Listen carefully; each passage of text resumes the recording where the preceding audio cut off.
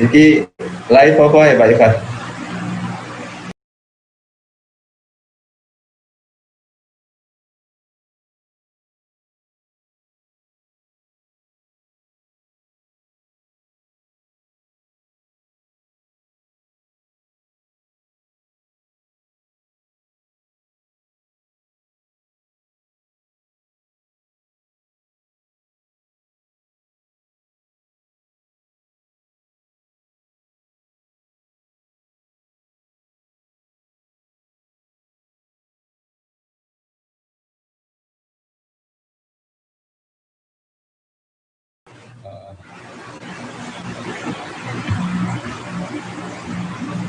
Baik, bismillahirrahmanirrahim.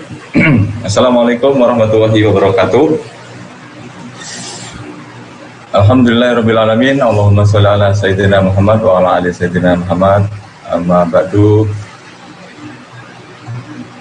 Yang saya hormati Ketua Fraksi dari PKS, Bapak Haji Dwi Heri Cahyono.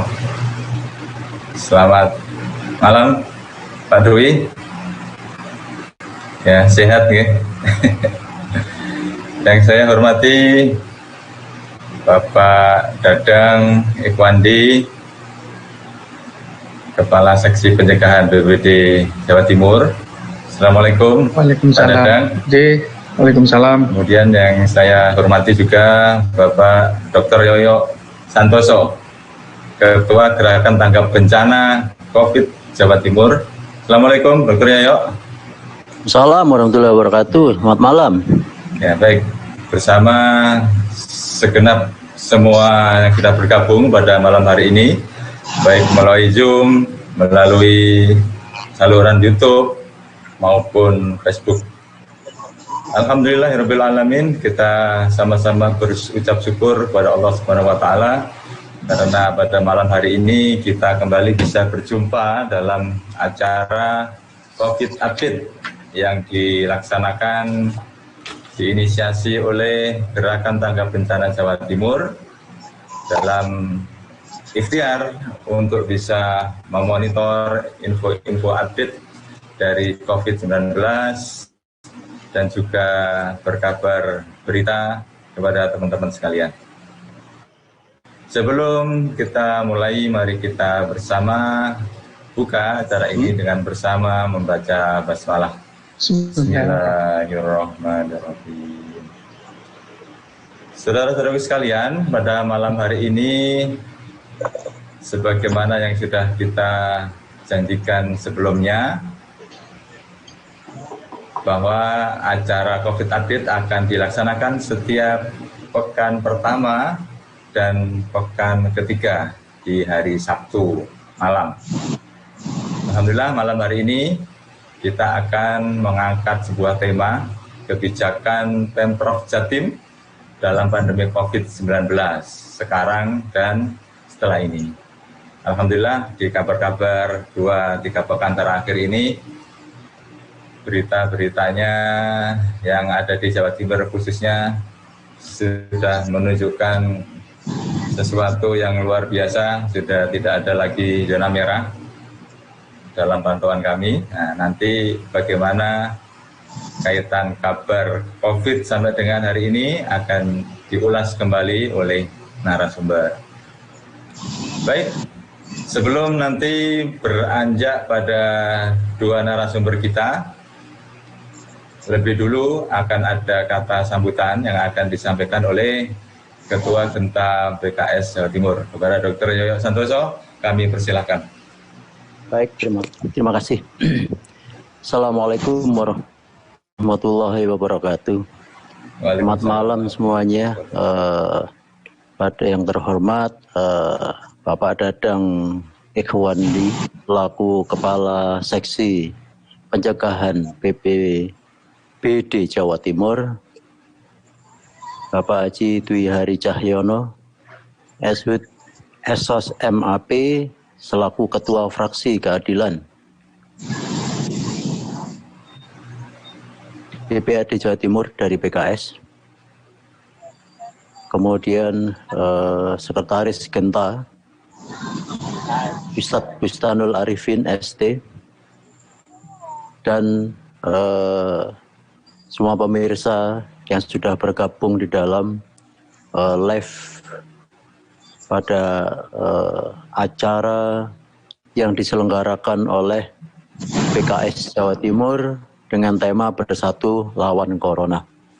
Dalam hal ini COVID update kali ini kita mengambil tema kebijakan Pemprov Jawa Timur dalam pandemi COVID-19 sekarang dan setelah ini.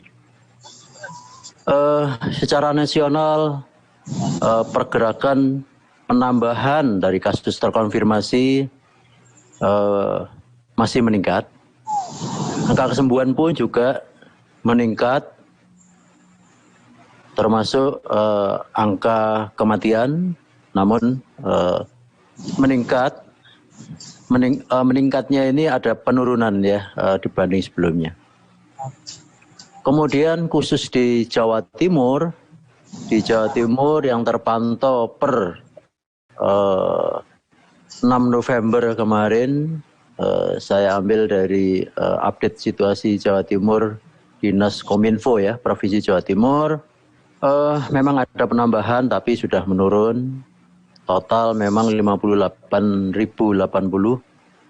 yang sembuh 48.000, sedangkan yang masih dirawat 2.168, dengan kasus yang meninggal 3.870.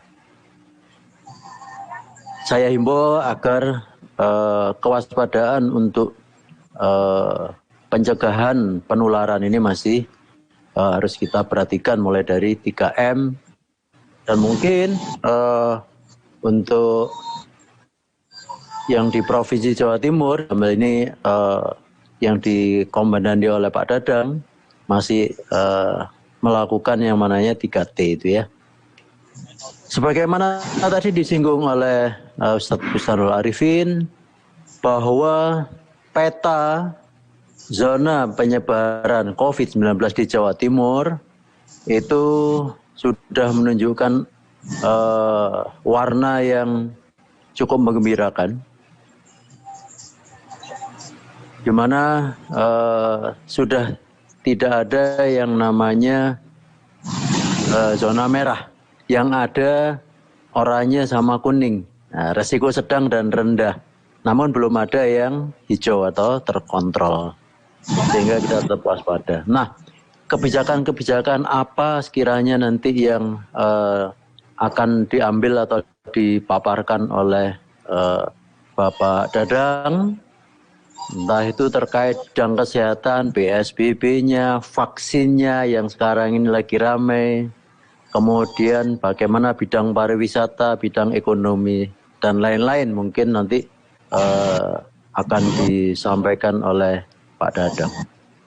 Demikian dari saya, mudah-mudahan acara yang diselenggarakan oleh Genta COVID-19 DPW PKS Jawa Timur bermanfaat bagi seluruh masyarakat Jawa Timur, bagi seluruh kader-kader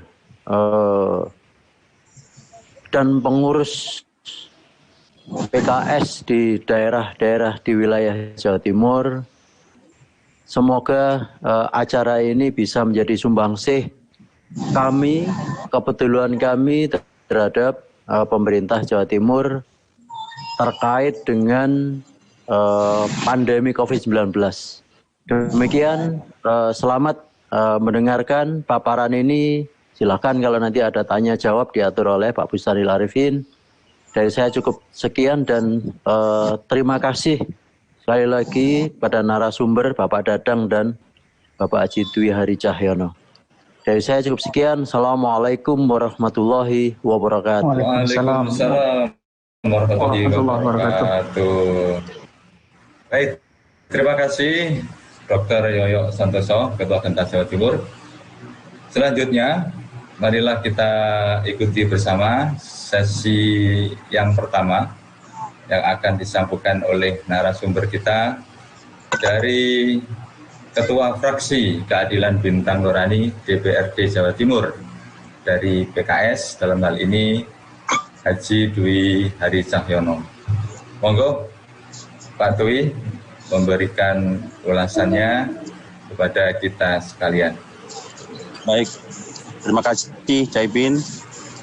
Assalamualaikum warahmatullahi wabarakatuh.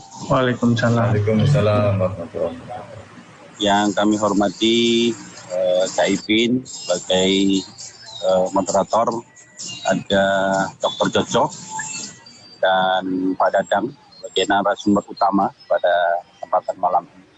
Alhamdulillah kita bisa dipertemukan dalam suasana yang walaupun masih suasana COVID, insyaallah kita lihat perkembangan Jawa Timur sudah mulai nampak baik.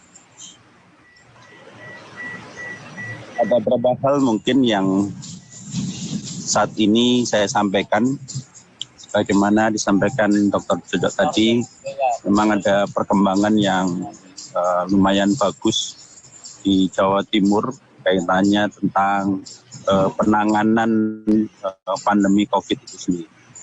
Jadi kalau dilihat dari peta sudah tidak ada lagi warna merah begitu, tetapi masih oranye lah ya, dan kuningnya sudah mulai berimbang antara kuning dan oranye ya, bagaimana yang dipakai Pak Dadang. Ini sekali lagi ini kita apresiasi kerja dari teman-teman Pemprov Jatim yang luar biasa. Jadi sampai per tanggal 6 November ini memang sudah sangat baik lah. Bagaimana sampai terjadi tadi, beberapa hal kaitannya dengan data kesembuhan dan sebagainya, juga ada peningkatan dan positifnya juga yang suspek juga relatif sedikit. Kalau dari data dari rapid test 1 juta sekian gitu ya, dan sampel PCR-nya juga 500-an, itu yang suspek sekitar 6.920 yang terakhir itu ya. Jadi insya Allah perkembangannya sangat bagus sekali. Yang tidak kalah pentingnya memang tetap kami menghimbau rekan-rekan semua untuk tetap waspada. Ini kondisi di masyarakat memang saat ini sudah merasa tidak ada pandemi, gitu. Coba jenengan keluar rumah ke pasar, ke mana begitu, itu sudah luar biasa. Gitu. Walaupun memang kondisi perekonomian memang belum bisa dikatakan pulih. Kemarin salah satu dorongan dari DPRD se-Indonesia kumpul di Bali kemarin untuk memacu kembali perkembangan pariwisata di Bali. Karena Bali ini termasuk kategori daerah yang minusnya hampir 6 begitu ya. Kalau Jawa Timur minus pertumbuhan ekonomi 3,sekian. Ya, jadi ini juga baik di Jawa Timur maupun di tempat-tempat yang lain memang juga terjadi seperti itu. Nah, ke depan memang ini saat-saat yang kritis mungkin. Kalau ini dibiarkan, maka mungkin kalau banyak pengamat meramalkan akan terjadi resesi begitu kan. Tapi kita berharap tidak lah ya. Pemulihan ekonomi saat pandemi, Pemprov menyusun peta pemulihan ekonomi. Yang pertama, mengaktifkan kembali mesin penggerak roda ekonomi. Yang pertama pariwisata dan UMKM. Ya, sebenarnya sektor yang memang terpukul sekali itu di pariwisata. kalau UMKM yang terjadi, yang terutama yang bergerak dalam makanan, industri makanan masih relatif nggak begitu terpukul. Tapi kalau pariwisata ini luar biasa, apalagi dengan konsep yang katakanlah pengunjung tidak boleh menerima 100% pengunjung gitu ya. Katakan kapasitas kayak di Balik Kambang begitu. Kapasitas kalau dulu tahun baru itu sampai 18.000, 20.000 pengunjung. Saya yakin nanti 5.000 aja nggak ada yang datang. Begitu. Itu pun dibatasi begitu ya. Seandainya ada pengunjung pun juga dibatasi. Tetapi sekali lagi ini harus kita patuhi. Gitu. Saya menghimbau teman-teman semua, ayo patuhi protokol kesehatan. Karena ini sangat penting sekali. Kalau kita lengah, maka akan tumbuh kembali bibit-bibit virus ini akan jadi luar biasa. Apalagi sampai hari ini, mungkin Dr. Jojo nanti bisa menyampaikan antivirusnya kan masih simpang siur gitu kan ya. Masih ini jadi opo kan masih bingung ya. Yang kudu divaksin dulu siapa gitu. Atau Dr. Jojo dulu atau pejabat dulu lah, ini kan masih simpang siur betul begitu ya. Makanya kemarin Jakarta kembali menerapkan PSBB, kita apresiasi juga. Tapi di sisi lain ekonomi juga terpuruk juga. Gitu kan. Terus yang kedua menyerap tenaga kerja ya. Jadi ini programnya menyerap tenaga kerja, penyediaan lapangan kerja dan industrialisasi. Yang berikutnya mengamankan konsumsi masyarakatnya, karena daya beli dan ketersediaan bahan pokok ini juga mengkhawatirkan kalau tidak dikelola dengan baik. Ini ya, alhamdulillah BKS mendorong dan mengkampanyekan ketahanan pangan, ini juga harus kita apresiasi dan terus bisa kita galakkan di tengah pandemi seperti ini. Jadi terus yang untuk penanganan COVID sendiri, Pemprov dan juga kerjasama dengan dengan TNI dan Polri, salah satu unggulannya adalah kampung tangguh ya. Ini juga saya pikir bisa jadi mungkin PKS harus mempelopori kegiatan kampung tangguh ya di berbagai kabupaten kota. Kalau di Jawa Timur ini sudah memiliki sekitar 2.605 kampung tangguh. Jadi ini dilakukan sinergitas berbasis subkampung ya. Apabila di salah satu dusun ternyata ada yang meninggal dan muncul klaster, maka dilakukan pembatasan sosial berskala mikro. Jadi ini kebijakan Provinsi Jawa Timur seperti ini. Nah, kita dorong terus, ya kita dukung dengan kebijakan ini. Jadi kita memang berharap masyarakat ini tidak lengah. Yang pertama, yang kedua juga kita berharap protokol kesehatan sampai kapanpun harus tetap dijalankan, dan jadi harus begitu. Karena sekali lagi ini akan membahayakan betul jika ada satu pasien positif di klaster di salah satu klaster dan dibiarkan, dan sekaligus nanti tidak protokol kesehatannya tidak dijalankan, maka berbahaya. Kemarin anak saya di Bogor itu di pondok pesantren, nah ini harus diwaspadai. Pondok pesantren ada yang satu kena, nah ini kan sangat bahaya sekali. Akhirnya dipulangkan. Dan teman saya di Dewan juga ada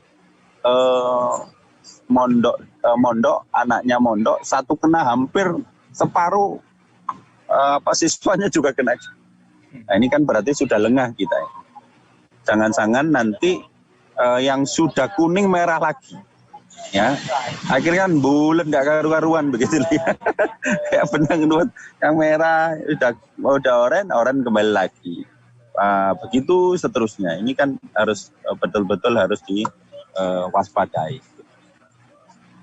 Jadi beberapa hal itu Cak Ipin yang saya sampaikan sekali lagi, kita berharap kita tidak lengah dalam suasana sekarang dan juga beriringan dengan perbaikan perekonomian begitu. Jadi harus seiring, karena kalau enggak ya membahayakan juga gitu. Jadi saya termasuk salah satu pendukung dikala ada pemerintah kabupaten kota atau provinsi yang melakukan dua-duanya. Sekarang ini, kalau kemarin awal-awal saya termasuk kampanye harus lockdown begitu. Ya. Kalau sudah kondisi sekarang pertumbuhan ekonomi sudah minus, terus sementara pemerintah kabupaten kota dan provinsi juga tidak serius melakukan penanganan kesehatan, itu juga akan membahayakan juga. Jadi harus dua-duanya harus jalan ya, dengan risiko seluruh sumber daya yang kita punyai kita kerahkan gitu kan ya.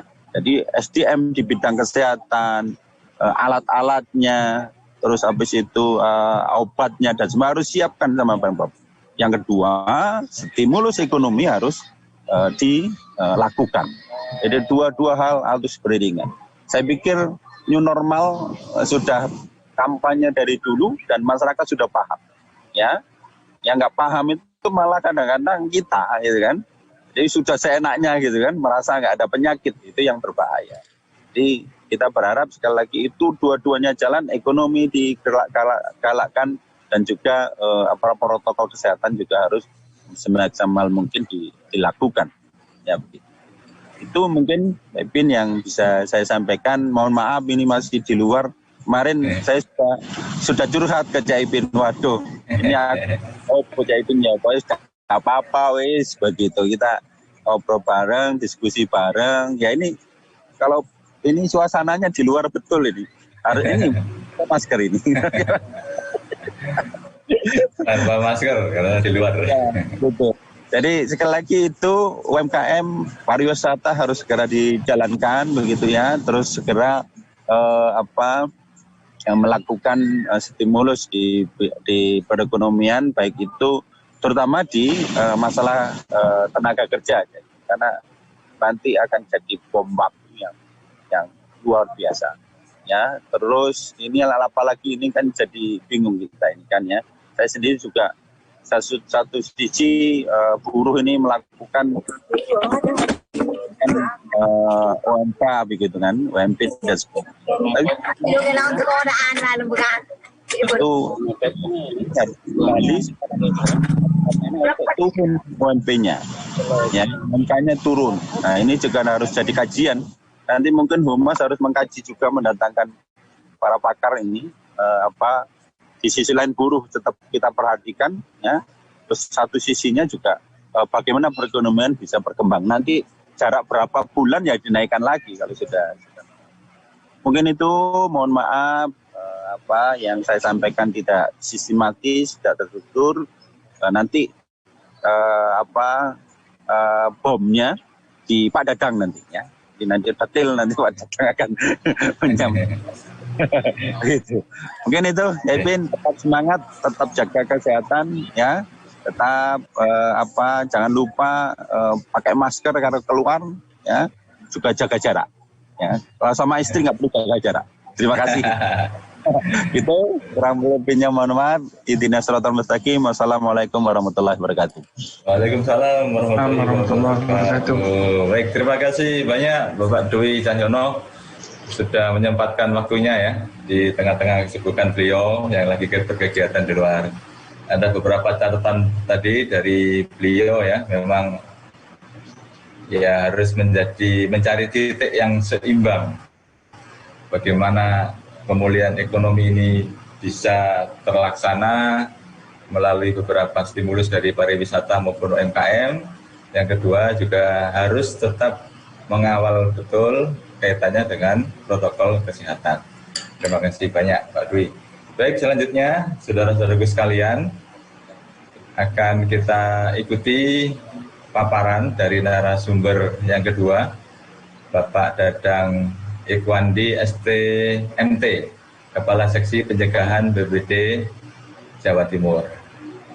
Sehat ya Pak Dadang ya? Alhamdulillah, sehat. Nah, ini kita lihat kalau sudah musim hujan ini Pak Dadang semakin sibuk. Banjir sana sini ya, luar biasa.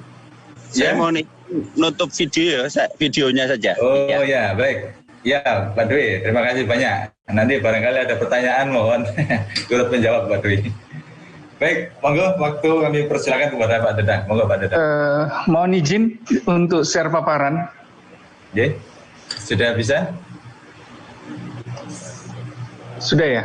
Ya. Oke, bismillahirrahmanirrahim. Assalamualaikum warahmatullahi wabarakatuh. Waalaikumsalam warahmatullahi wabarakatuh. Alhamdulillahirrabbilalamin. Allahumma sholli ala Sayyidina Muhammad wa ala ali Sayyidina Muhammad.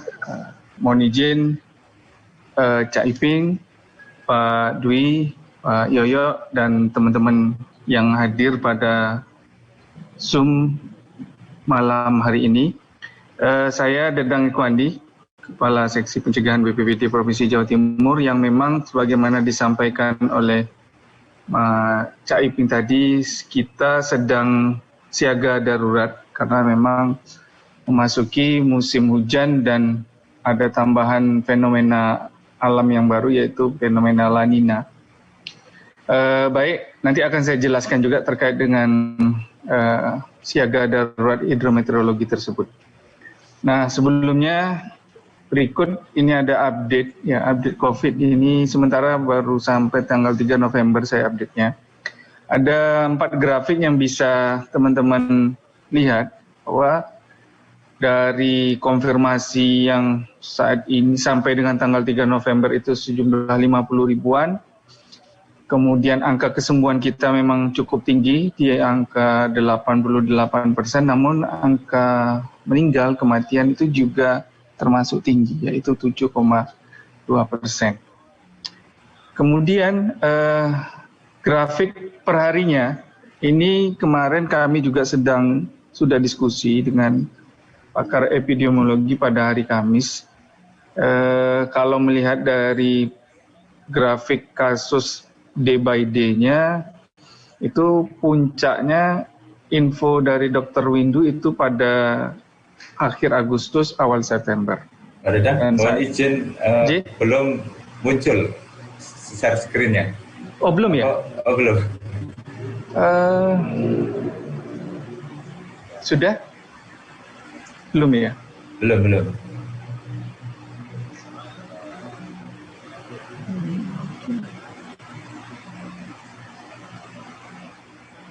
Ya, mungkin di share screen dulu gitu.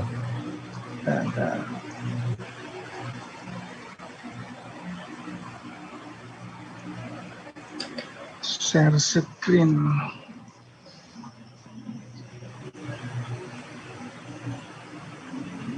Sudah? Ya, oke. Oke. Siap, ada 4 grafik ini. Jadi kalau kita lihat pertumbuhan hari day by day-nya memang cenderung menurun ya, Kita sudah melewati puncaknya di akhir Agustus, awal September. Info dari pakar epidemiologi Dr. Windu. Namun meskipun kita cenderung turun, tapi tetap di angka 200-an.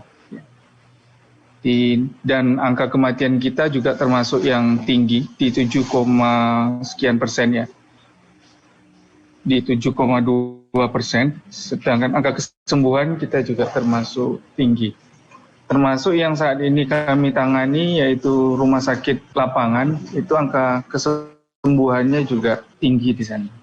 Kemudian dari zona ya, kalau mulai tanggal 21 September, kemudian seterusnya 28 September, Oktober, kemudian November, itu sudah tidak ada lagi zona merah.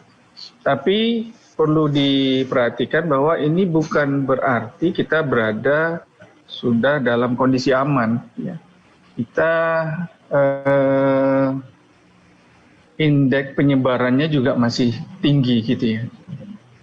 Jadi ini salah diartikan oleh masyarakat bahwa pewarnaan ini membuat orang-orang, wah ini sudah kuning berarti aman untuk melakukan aktivitas apapun.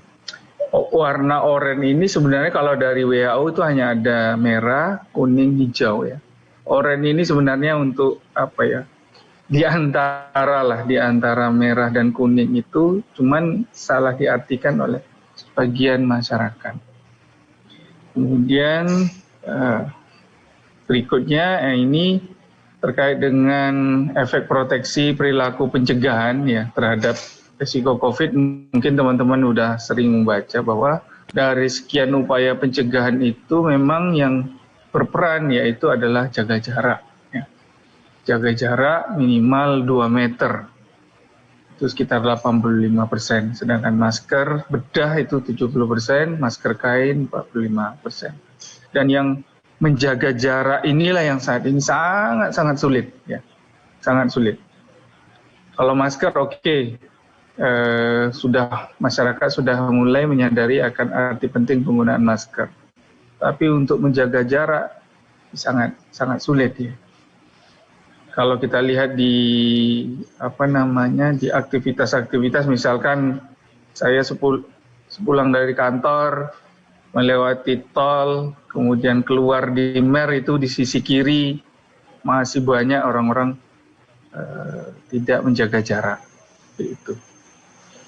Kemudian dan slide berikutnya, nah ini yang kami saat ini ekstra ya, butuh kerja ekstra, termasuk ini kita butuh bantuan dari teman-teman PKS juga, teman-teman relawan, organisasi apapun yang harus diwaspadai dalam waktu dekat ini ada 5. Ya.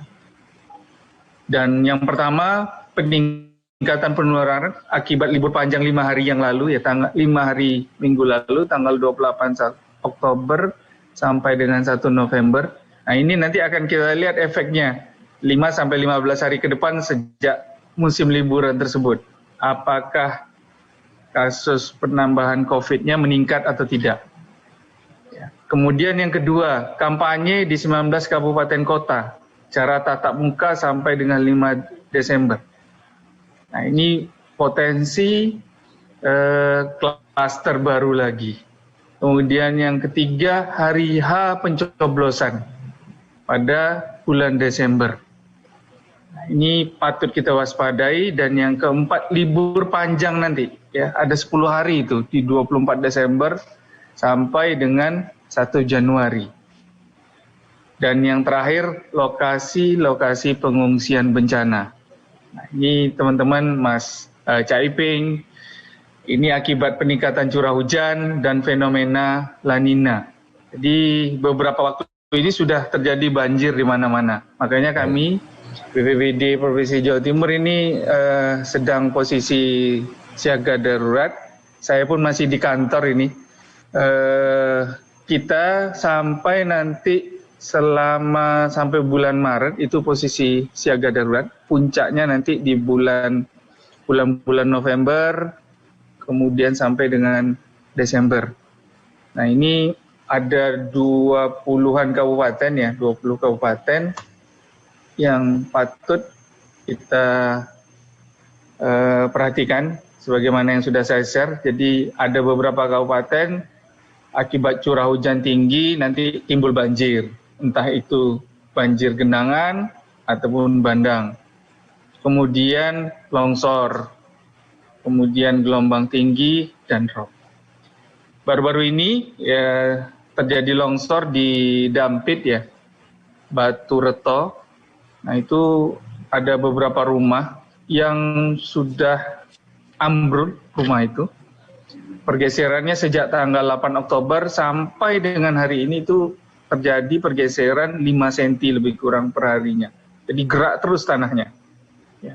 kami sudah berkoordinasi dengan PVMBG pusat terkait dengan fenomena itu, dan penduduk-penduduk yang ada di kawasan tersebut sudah kita relokasi, kita pindah, kita ungsikan.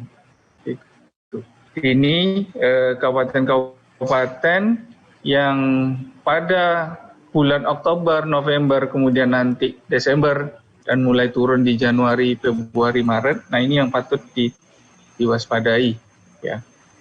Jadi kalau Pasuruan kemarin sudah banjir ya, seputaran Pasuruan, kemudian Trenggalek, kemudian beberapa kota lainnya, kabupaten kota, Pacitan, itu sudah banjir. Nah, ini kita posisi siaga termasuk BPBD kabupaten kota. Jadi kalau di gugus tugas atau satuan tugas COVID itu BPBD leading sektor di rumpun promotif preventif. Jadi ada empat rumpun tracing, rumpun kuratif, rumpun promotif preventif, dan rumpun pemulihan sosial ekonomi. Nah, BPBD leading sektor di rumpun promotif preventif. Kegiatannya ya distribusi sembako, disinfeksi, kemudian sosialisasi, penyemprotan, DU, kemudian JPS, jaring pengaman sosial, ya, kemudian distribusi APD dan RS lapangan. Ya, jadi itu rangkaian-rangkaian kegiatan dari rumpun promotif preventif. Ya. JPS juga kita sedang jalan sampai dengan hari ini. Ya.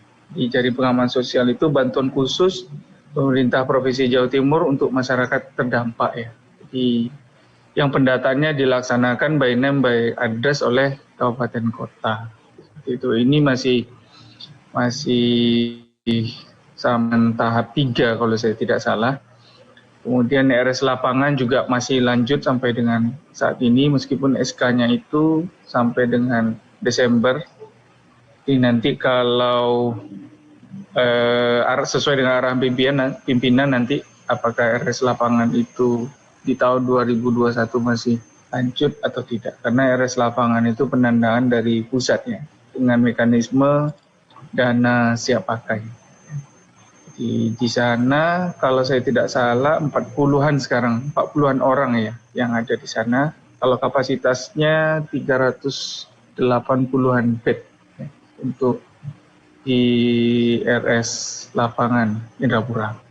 Jadi, seperti itu. Jadi dari sekian slide ini sebenarnya slide yang utama ada di 7.7 ini, yaitu ada 5 hal yang patut sama-sama kita waspadai, apalagi teman-teman PKS ini, ya, pilkada, kemudian ada di poin 2, poin 3, nah ini patut kita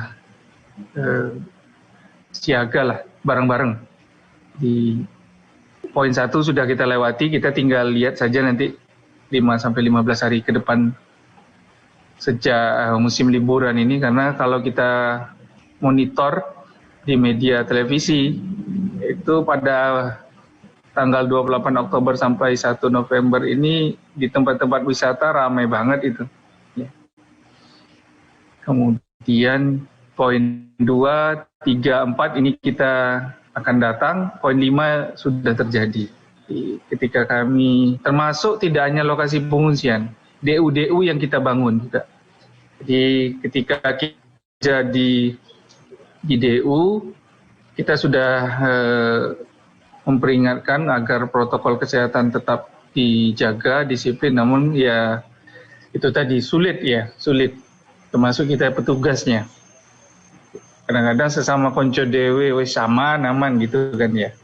Dan ini kami juga sudah mengirimkan surat edaran ya terkait dengan kesiapsiagaan di bencana hidrometeorologi, bahwa beberapa poin yang harus disiapkan oleh daerah, yaitu di lokasi-lokasi pengungsian harus ada tempat cucian tangan, penyediaan masker, hand sanitizer, dan lain-lain. Jadi protokol kesehatan di tempat lokasi pengungsian juga kita sampaikan agar untuk dipersiapkan oleh kabupaten kota. Demikian Mas Iping, jadi ini nanti bisa dibaca lah ya data-data segala macamnya. Ya. Wallahu a'lam bishawab. Assalamualaikum warahmatullahi wabarakatuh. Waalaikumsalam warahmatullahi wabarakatuh. Terima kasih banyak kepada Pak Dadang yang lagi sibuk juga ini di kantor ya. Siaga sampai 24 jam Pak Dadang nggak pulang-pulang ya. Pulang juga. Pulang. Ya, luar biasa. Jawa Timur ini memang unik. Kalau waktu banjir kebanyakan air ya. Waktu hujan kebanyakan air. Kalau waktu musim kemarau kekurangan air. Ini masalah-masalah rutin, ditambah lagi sekarang ada corona. Jadi luar biasa ekstra ini teman-teman BPBD dalam kerjanya. Terima kasih sekali lagi Pak Dadang. Baik teman-teman sekalian, dua paparan dari narasumber sudah disampaikan. Kami mengundang teman-teman sekalian, barangkali ada yang mau bertanya ya. Baik, ada pertanyaan ini. Yang pertama dari Dr. Yoyo ini, ya, Ketua Genta Jawa Timur. Kita bacakan dulu. Apa ada kebijakan khusus terkait pandemi di Provinsi Jawa Timur terhadap pilkada? Yang biasanya kan ada konser musik, ada pengumpulan massa dan lain-lain. Kalaupun ada syarat dan ketentuannya, apa ada ini ya, berdasarkan syarat dan ketentuan, apa syarat dan ketentuannya berdasarkan kebijakan resmi dari Pemprov. Nah kemudian tadi kaitannya dengan liburan kemarin selama 5 hari, apa ada tanda-tanda kenaikan COVID ya, kalau dilihat dari day-to-day-nya kemarin. Monggo ada satu pertanyaan yang mungkin bisa ditanggapi dulu. Pertanyaan dari Dr. Yoyo. Monggo Pak Dadang. Baik, terkait dengan pilkada sedang disusun oleh pemerintah Provinsi Jawa Timur terkait dengan untuk rangkaian kampanye pilkada, kemudian baik itu kampanye maupun pencoblosan itu sedang disusun. Kemudian terkait dengan apakah efek 5 hari libur tanggal 28 sampai dengan 1 November ini nanti berdasarkan pemaparan Dr. Windu itu kira-kira akan kita amati nanti tanggal 10-an ya, 10 November sampai 15 November nanti kita amati. Nah, fase inkubasinya ya. Seperti itu. Kalau kita lihat dari laporan day by day-nya ini, kami amati itu naik turun ya. Untuk kasus di Jawa Timur, seperti itu. Tapi ya tetap di angka 200-an. 240, 230, seperti itu. Demikian Mas. Ya baik, terima kasih. Baik, terima kasih. Demikian dulu ya jawabannya dari Pak Dadang. Hari ini bahkan 269 ini. Ya. Oh ada kenaikan lagi Pak? Iya, hari ini 269 ya. Untuk Jatim di peringkat ke-4. Setelah DKI, Jateng, Jabar, Jatim. DKI masih peringkat pertama ya? Iya, DKI itu wilayahnya sempit tapi penduduknya padat kan. Iya, baik Pak Dadang, terima kasih. Kemudian izin ini bertanya mungkin sambil nunggu dari yang lain. Ya, pemberitaan terakhir kaitannya dengan vaksin ini kan sangat ramai ya Pak Dadang ya. Ya, nah ini sesungguhnya posisi vaksin ini seperti apa, kemudian nantinya khususnya di Jawa Timur apa juga ada kebijakan khusus ini kaitannya dengan vaksin ini. Monggo, mungkin barangkali ada tanggapan gitu Pak Dadang. Wah, ini Dr. Yoyo yang lebih tahu ini ya. Jadi saya belum mendapatkan terkait dengan kebijakan vaksin itu di wilayah Jawa Timur. Jadi seingat saya belum ada pembahasan ya. Itu vaksinnya siapa yang pertama nantinya, kemudian kapannya itu pun juga masih simpang siur. Ada yang mengatakan juru bicara pusat itu mengatakan November, ya. November sudah mulai proses vaksinasi di Indonesia. Tapi kita belum tahu ya. Ya. Kalau isu kalau nggak mau vaksin didenda itu hoax apa beneran ya Pak Dadang? Dalam pantauan teman-teman. Hoax itu Mas. Di teman-teman BPPT hoax ya. Hoax. Iya. Oke. Kan itu meresahkan juga. Waduh, ini nggak mau vaksin kok nanti. Baik, terima kasih ya. Kita tunggu bersama. Ini nanti kebijakan tentang vaksin nanti seperti apa. Saya lupa, ini terkait dengan hidrometeorologi ada tambahan sebenarnya yang patut diwaspadai adalah ini Mas, gempa tsunami di selatan. Nah ini beberapa hari ini juga mungkin teman-teman kalau memantau ya di BMKG itu beberapa kali kejadian gempa di selatan Pacitan, kemudian Blitar. Nah itu patut teman-teman waspadai, terutama untuk masyarakat yang berada di pesisir selatan ya.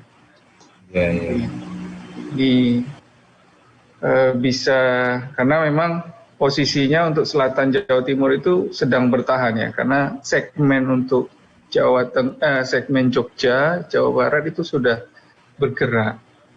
Kemudian segmen selatan Bali sudah bergerak. Nah, yang posisi segmen selatan Jawa Timur ini masih bertahan ya. Padahal energi itu harus lepas gitu ya. Suatu saat pasti lepas. Ya. Nah, seperti itu tambahan informasi. Iya, baik, terima kasih.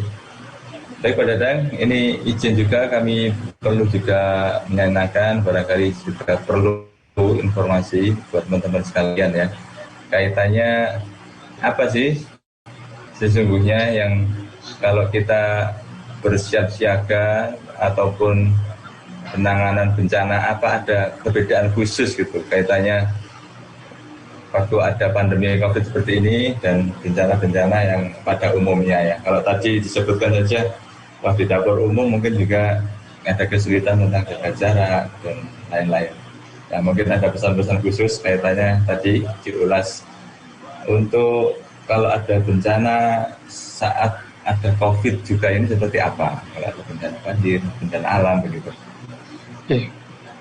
Tentu berbeda sekali Mas Iping bahwa ketika tanggap darurat itu paling tidak ada 8 klaster yang harus kita siapkan atau 8 sektor ya.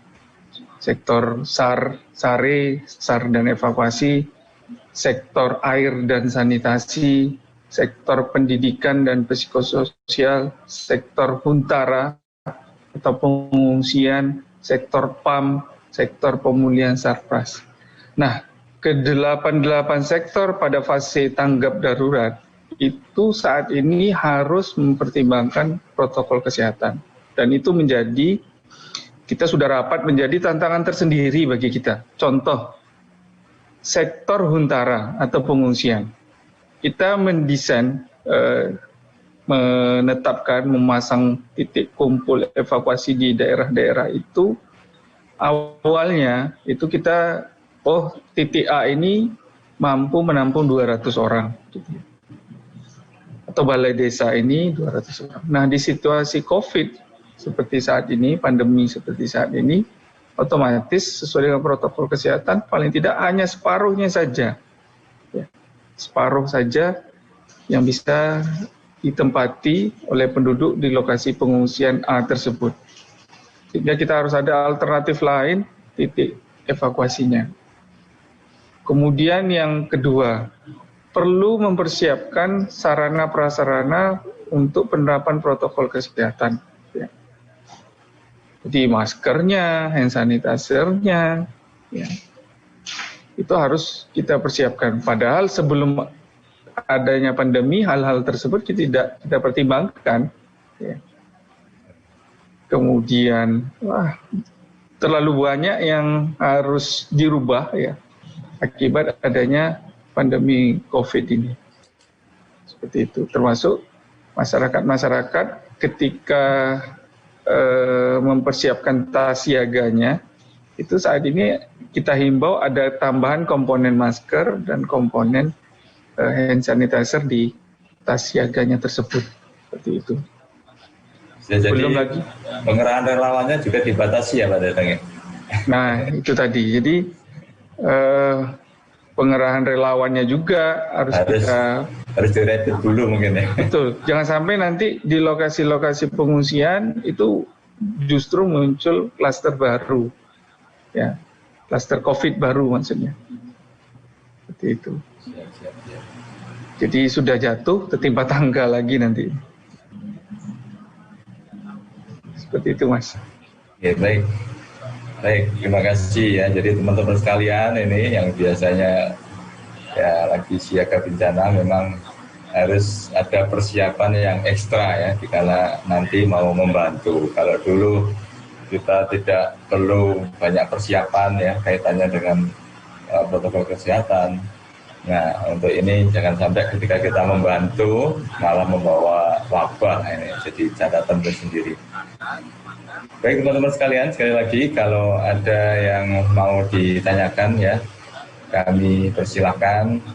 Tak lupa juga terima kasih juga sekali lagi atas tadi bergabungnya teman-teman baik di Zoom maupun di Facebook maupun lewat channel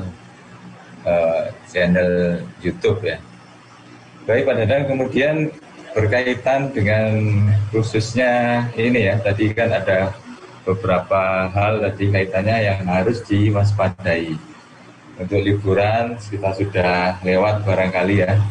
Nah, tinggal menunggu hasil. Ya, menunggu hasil. Kemudian kampanye juga kemarin sepengetahuan saya ada pembatasan jumlah ya, pembatasan jumlah. Nah, kemudian tadi mungkin yang menarik ini Pak Dadang ya, yang sempat disinggung juga oleh Pak Dwi tadi, bahwa memang di masyarakat ini kan sudah luar biasa ya, seolah-olah sudah nggak ada apa-apa gitu. Kaitannya dengan ya kalau kita jujur datang ke beberapa titik ya harus lockdown gitu, terus nggak ada maskeran dan lain sebagainya. Nah, kaitannya dengan ini gimana nih Pak Dadang, kebijakan mungkin dari Pemprov, dari apa, agar ya untuk agak-agak mengerem lah masyarakat ini. Baik, jadi Ibu Gubernur itu sangat rajin ya mengkampanyekan protokol kesehatan penggunaan masker dan menjaga pola hidup sehat dengan berolahraga. Jadi beliau kemana-mana sekarang kampanye masker, kampanye goes ya. Bahkan Sabtu Minggu itu beliau lakukan kampanye tersebut. Termasuk hari ini tadi di Surabaya, sebelumnya di Trenggalek, Pacitan, Pasuruan dan beberapa daerah lainnya. Ibu Gubernur selalu mengkampanyekan hal tersebut. Termasuk juga di pesantren-pesantren, karena memang Jawa Timur ini gudangnya pesantren. Jangan sampai nanti kejadian yang di mana Banyuwangi, Blok Agung itu ya, yang harus kami mengisolasi 6.000-an orang. Jadi kita tutup pesantrennya, itu terjadi di pesantren-pesantren yang lain. Jadi Ibu Gubernur sangat peduli, bahkan sampai saat ini beliau masih terus ya. Nah, kita mohon kerjasamanya dari masyarakat ya. Jadi sebagaimana tadi yang sudah saya sampaikan bahwa penggunaan masker itu sudah mulai ada peningkatan ya. Di kota-kota ya, di kota-kota. Tapi kalau di desa, saya kebetulan hari Jumat, Rabu, Kamis, Jumat itu juga ke desa.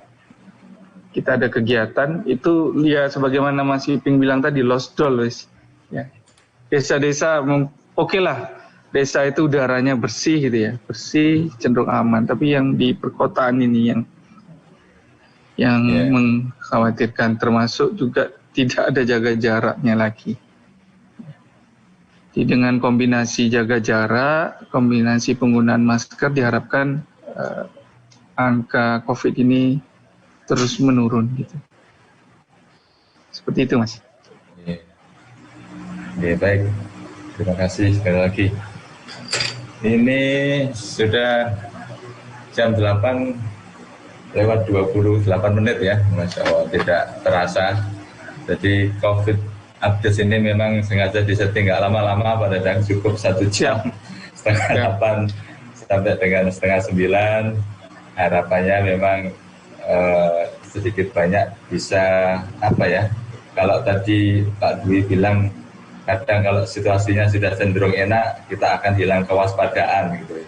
Makanya memang 2 pekan sekali, harapannya ada pengingat-pengingat, kemudian dikasih update-update terkini kaitannya dengan COVID ini, agar kita sekalian, khususnya yang di anggota PKS ini, tidak hilang kewaspadaan. Gitu.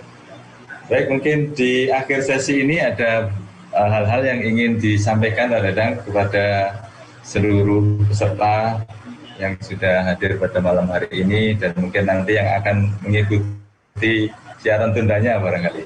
Monggo. Yang pertama, bahwa ada konsep di dalam penanggulangan bencana itu konsep pentahelix, Mas. Jadi ada pemerintah, dunia usaha, masyarakat, media, dan akademisi. Seluruh komponen tersebut, 5 komponen tersebut harus bersama-sama gotong royong dalam hal penanggulangan bencana. Jadi penanggulangan bencana itu adalah urusan kita bersama, tidak hanya urusan pemerintah. Jadi termasuk urusannya teman-teman PKS, termasuk urusannya teman-teman relawan, seluruhnya, ya, seluruhnya. Jadi ada moto yang saat ini sedang kami gaungkan bahwa penanggulangan bencana adalah urusan bersama, seperti itu. Jadi akan lebih ringan kalau bencana ini kita urus bareng-bareng. Ya, demikian, Mas. Ya, baik, terima kasih. Baik, yang kedua mungkin dari Pak Dwi, ada pesan-pesan untuk ini Pak Dwi sebagai closing gitu. Ya, baik, Caipin. Saya pikir yang saya sampaikan tadi perlu sinergitas semuanya, terutama tokoh pemuda Jawa Timur, karena sekali lagi kalau pemuda hadir dan setiap momen apapun, baik pada momen krisis maupun pada momen stabil, itu kontribusinya sangat besar sekali. Jadi kita berharap yang dipelopori oleh panduan dan sebagainya perlu sinergitas dengan siapapun, masuk dengan Pak Dadang ini. Jadi saya pikir sudah saatnya sinergi dengan Pak Dadang dalam program penanggulangan bencana. Saya pikir tidak ada salahnya beliau dimasukkan sebagai pembina lah, begitu. Jadi ini akan jadi sesuatu yang luar biasa kalau sudah bisa sinergi dengan pemuda, Pak Dadang. Pak Dadang juga muda, begitu. Saya pikir siapapun yang punya peluang dan punya tempat yang ke depan untuk memajukan Indonesia, khususnya Jawa Timur, harus diprioritaskan, ya. Dan yang kedua, yang tidak kalah pentingnya itu tadi saya sampaikan, harus dua-duanya bersama-sama, antara penanggulangan, pencegahan pandemi ini, juga ekonominya juga harus kita dorong agar ke depan pulih kembali pertumbuhan ekonomi Jawa Timur. Karena sekarang sudah -3, sekian, 3,67 atau berapa. Tapi masih di bawah Bali. Ya, ini harus jadi prioritas lah. Mungkin itu ya, Ipin. Terima kasih semuanya. Baik, terima kasih sekali lagi kepada Pak Dadang, kepada Pak Dwi yang sudah membersamai kita semuanya di acara COVID update ini. Dari Pak Dadang tadi di akhir memberikan pesan kepada kita sekalian, ya, untuk kita semuanya, seluruh komponen untuk bergotong royong, bahwa urusan urusan kebencanaan ini menjadi urusan bersama. Kemudian tadi dari Pak Dwi juga memberikan ulasan, memberikan catatan khusus agar adanya sinergitas ya buat semuanya yang bisa dimotori oleh pemuda-pemuda di Jawa Timur ini. Nah, untuk memasukkan Pak Dadang sebagai pembina ini mungkin nanti perlu tanya khusus ya, kepada beliau ini, diperkenankan atau tidak secara institusi. Alhamdulillah beberapa kali kami sering ketemu juga Pak Dwi bersama Pak Dadang ini. Beliau juga saat kami apel siaga ke Pandari juga menjadi inspektur ya.